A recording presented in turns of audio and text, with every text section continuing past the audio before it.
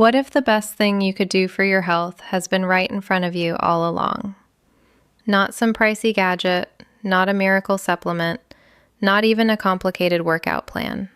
Just a pen and a piece of paper. And what if the way most of us are told to track our health is actually completely backwards? Let's talk about journaling. Not the cliche Dear Diary stuff you might have rolled your eyes at as a kid. We're talking about real science, the kind that shows how writing things down can literally change your brain. Honestly, a notebook might be the most underappreciated health tool out there. Used right, it can do more for your mind and body than a pile of pills or a year of therapy. All right, here's a question. Why does writing things down actually work? What is it about scribbling words onto a page that can have such a big impact on your brain? It comes down to something called encoding. When you just think a thought, it's gone in a flash, barely a ripple. But when you write it, your brain lights up in all sorts of ways. Your hand moves, your eyes follow the letters, your language centers get involved, and your prefrontal cortex, basically your brain's boss, keeps everything organized. All of this creates what neuroscientists call a cognitive footprint. The thought gets stamped into your brain in a way that thinking alone just can't do. Imagine hearing someone's name once versus writing it down 10 times. Which one actually sticks? And this isn't just about remembering stuff. Back in the 1980s, psychologist James Pennebaker ran a study that really turned heads. He asked people to write about their most difficult experiences for 15 minutes a day, 4 days in a row, just 1 hour total. The results? Pretty wild. In the months after, these people visited the doctor less. Their immune systems got stronger. They said they felt less stressed and in a better mood. Some studies even found their bodies healed faster when they wrote about their emotions. Pennebaker called this expressive writing. Now, it's one of the most proven ways to boost mental and physical health. Hundreds of studies back it up. Writing about your feelings can ease depression and anxiety, strengthen your immune system, lower blood pressure, and even help with chronic pain. So, what's really going on here? How does writing about your feelings end up making you physically healthier? Here's the idea. When something bad happens, your brain doesn't always deal with it right away. It just keeps churning, trying to make sense of it, and that constant background noise puts your body in a mild state of stress that just never shuts off. Over time, that drains you. You keep pumping out stress hormones, and every part of you takes a hit. Writing helps untangle all that. It gives your tangled up thoughts a storyline. When you write, it's like telling your brain, okay, I get it. I've sorted this out, time to move on. The mental noise quiets down. Your body finally gets to relax. But here's the catch. Not all journaling does the trick. Just jotting down what you ate for breakfast or what you did yesterday, that won't cut it. The real magic happens when you get into your emotions, dig into the reasons behind your experiences, and connect those moments to who you are. That's where a good health journal comes in. A solid journal isn't just blank pages. It actually helps you focus on what matters. It nudges you to reflect on your life, spot patterns, and figure yourself out. Think of it like working out. You could wander into a gym and do whatever, and maybe you'd see some changes. But if you follow a real program designed for results, that's when things really start to happen. The best health journals aren't just blank pages. They mix different kinds of writing to cover all the angles of well-being. Take gratitude journaling, for example. Plenty of research shows that making a habit of jotting down what you're grateful for actually rewires your brain. You start focusing on the good stuff, not just the problems. It's like you're updating your mind's default settings. Then there's goal tracking. Psychologists have a fancy term for what happens here, implementation intentions. But the idea is simple. When you spell out your goal and lay out a plan, your odds of following through jump way up. It's not magic. It's just that putting your intentions on paper forces you to get clear on what you want and how you'll get it. So when you hit a crossroads, you already know the move. Habit tracking works differently. Every time you check off a day when you exercised, meditated, drank water, whatever, you get this tiny surge of pleasure. That little dopamine hit makes you want to repeat the behavior. Do it enough times, and it stops feeling like a chore. Now it's just part of your routine. You don't have to muscle through with willpower every day. There's also the kind of journaling where you process emotions, dig into what you're feeling and why. It can get uncomfortable fast, but that's where the real growth happens. You write your way through the mess and come out on the other side feeling clearer, lighter. And then there's reflective journaling. This is where you look back over what you've written and start noticing patterns. Maybe Sunday nights always make you anxious. Maybe your energy tanks every afternoon. Maybe you're at your best on days you get outside. These little insights, they're gold. They give you real info to act on instead of just guessing. Don't underestimate the power of handwriting either. In a world where everything's typed, writing by hand feels almost old-fashioned, but it matters. Neuroscientists have found that handwriting lights up parts of the brain that typing just doesn't touch. It's slower, sure, but that's the point. You remember more. You process things more deeply. The words stick. And there's something about holding an actual notebook. No notifications, no distractions. Just you and the page.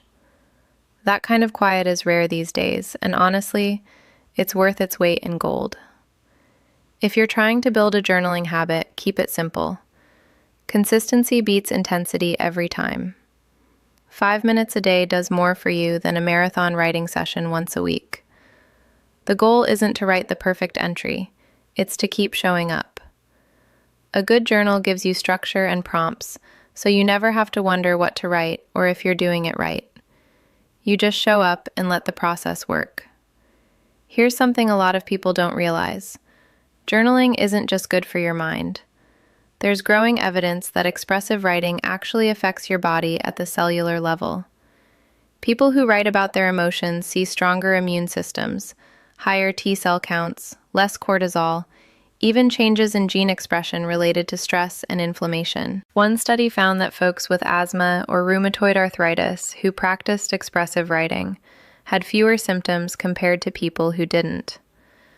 Another showed that HIV patients who wrote about their feelings had better immune markers. The mind and body are connected in ways we're still figuring out, and writing taps right into that link. So what does all this mean? Something as simple and cheap as a journal, something that takes just a few minutes a day, can have an impact that rivals way more complicated treatments. It's not a replacement for medicine, but it helps your body heal itself. Let's get into the brain science because this part's wild. When you write about stressful experiences, you're not just venting. You're actually changing the way your brain deals with those memories. Brain scans show that expressive writing dials down activity in the amygdala, the part that freaks out over threats, and ramps up the prefrontal cortex, which handles logic and self-control. So you're not just feeling better, you're training your brain to handle stress in a whole new way. When you write things down, you're actually shifting your memories out of the emotional centers of your brain and into the thinking part. Suddenly, you're not just reacting, you're starting to understand. The memories don't vanish, but they lose their grip on you. Instead of feeling wounded, you just remember the facts. This brain shift shows up in real life too. People who get into expressive writing handle stress better. Their heart rates stay steadier, their blood pressure doesn't skyrocket, and their stress hormones don't jump as much. They bounce back more easily. Not because stress disappears, but because their bodies learn to roll with it. Writing can even help you sleep. If you jot down your worries or tomorrow's to-do list before bed, you're basically emptying your mind onto the page. Your brain stops spinning its wheels because it knows those thoughts are recorded somewhere. You fall asleep quicker, and you sleep deeper. Psychologists call this the Zeigarnik effect. Bluma Zeigarnik found that people remember unfinished tasks better than finished ones. Your brain keeps poking you about what you haven't done. But when you write it down, you signal to your brain, hey, I've dealt with this. You can let it go now. Athletes have tapped into the power of writing for ages. Sports psychologists get athletes to write their goals and imagine hitting them. This mix of writing and visualization lights up the same parts of the brain as actually practicing the skill. So, even sitting with a pen, your brain is rehearsing for real. Business leaders use journals to get clear on their strategy and keep track of what's working. Writers use them to catch ideas and break through creative slumps. Therapists recommend journaling to people dealing with anxiety or depression. It works across the board because it fits how our minds naturally work. So, what makes a health journal genuinely effective? The research points to a few essential pieces. Start with a gratitude section. Studies from Robert Emmons at UC Davis show that people who keep gratitude journals exercise more, feel physically better, and are more optimistic about life. Just jotting down a few things you're thankful for each day can totally shift your outlook. Why? Your brain is wired to notice problems more than positives. It's a survival thing. Missing a threat was dangerous, but missing something good just meant a dull day. Practicing gratitude flips this around, forcing you to spot the good stuff. Do it long enough, and your brain gets better at finding positives on its own. Next, include a goal-setting area. The best goals are specific, measurable, achievable, relevant, and time-bound, the classic SMART setup. But a great journal goes further and helps you break big goals into tiny, doable steps. Don't just write, get fit. Write, walk for 20 minutes today. Each small win builds your confidence and keeps you moving. There's real psychology here. Writing a goal doesn't just remind you what you want, it creates a gap between now and where you want to be. That gap pushes you to act.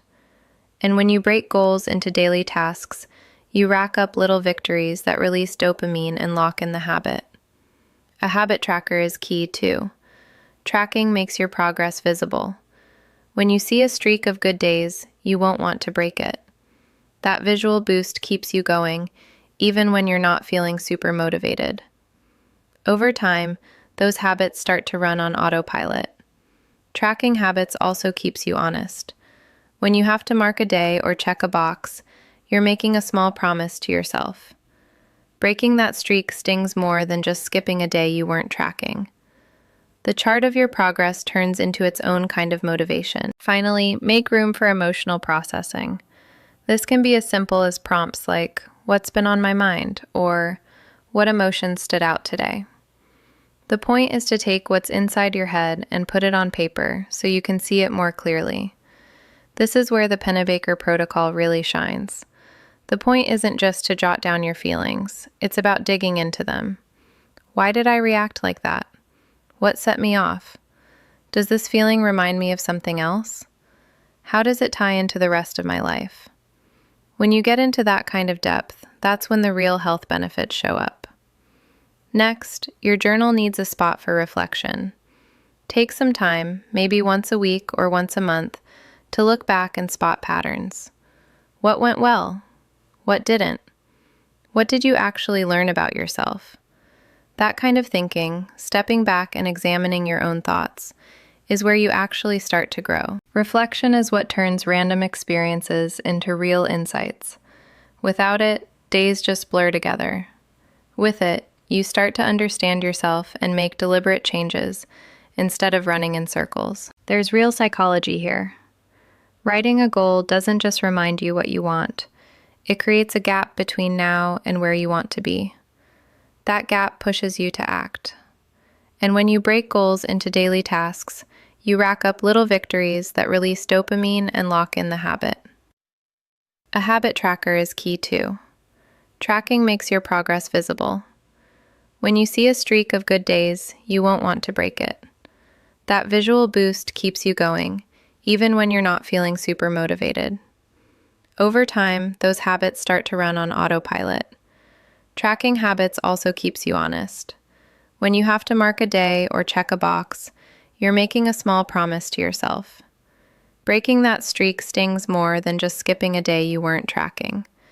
The chart of your progress turns into its own kind of motivation. Finally, make room for emotional processing.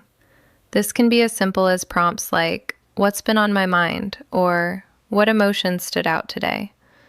The point is to take what's inside your head and put it on paper so you can see it more clearly.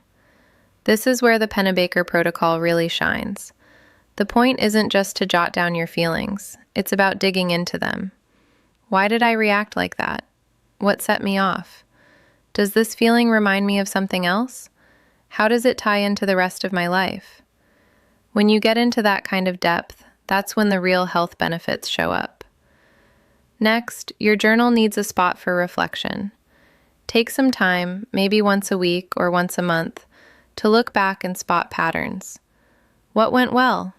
What didn't? What did you actually learn about yourself?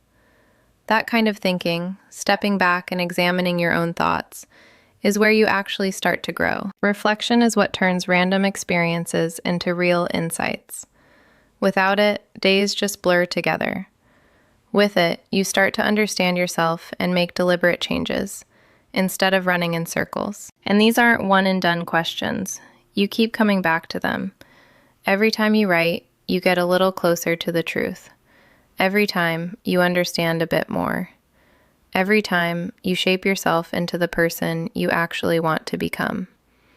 That's the real magic of journaling. Sure, it helps with stress. It helps build healthy habits. Maybe it even gives your immune system a little boost. But really, journaling helps you become yourself, fully, on purpose.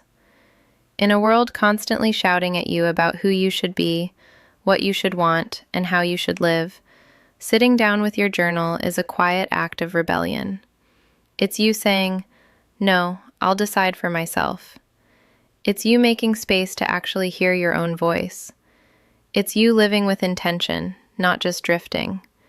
And honestly, that might be the healthiest thing you can do. Let's get real about starting a journaling habit.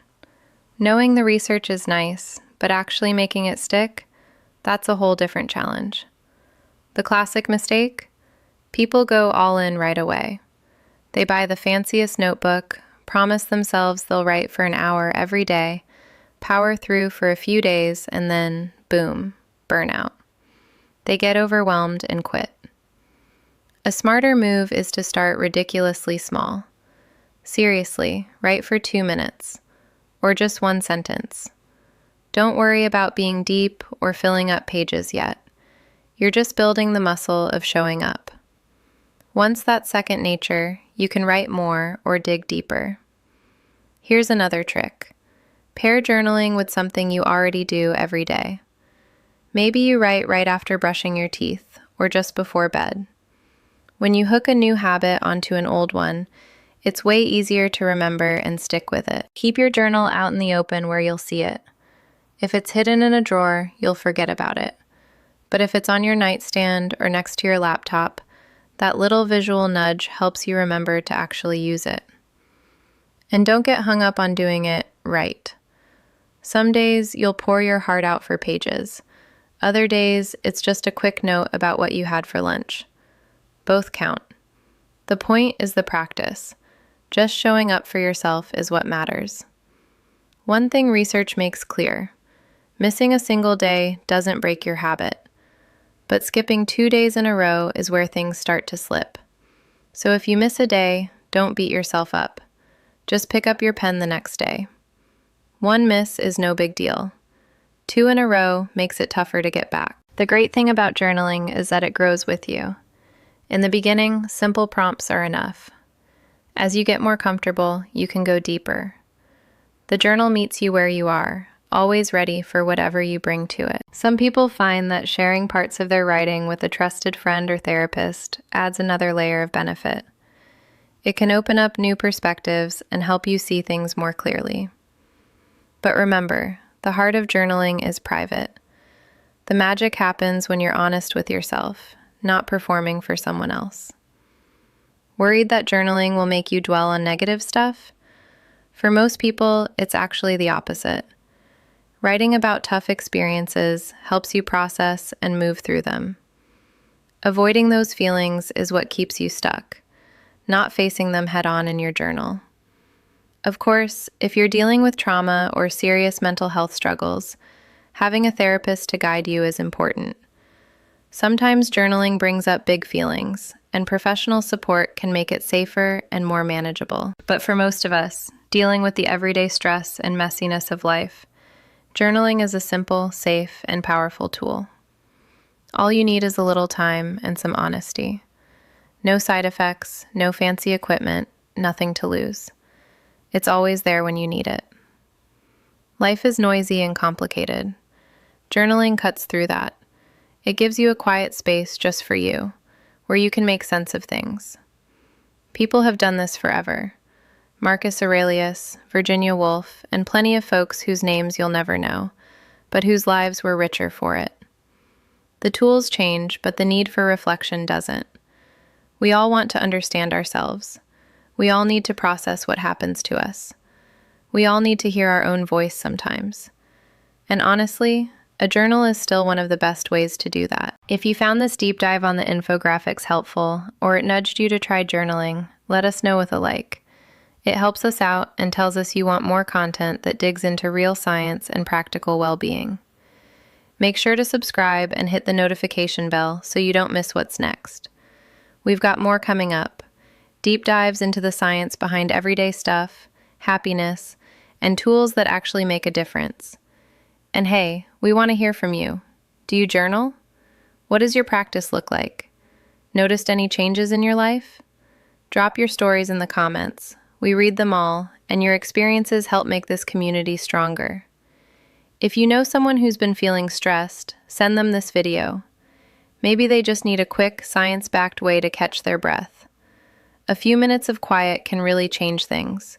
You never know how much it could help. All right, that's it from me. I'm Emma Chamberlain, and this is the Infographics. Keep asking questions, take care of yourself, and don't forget, the simplest tools can be the most powerful. Catch you next time.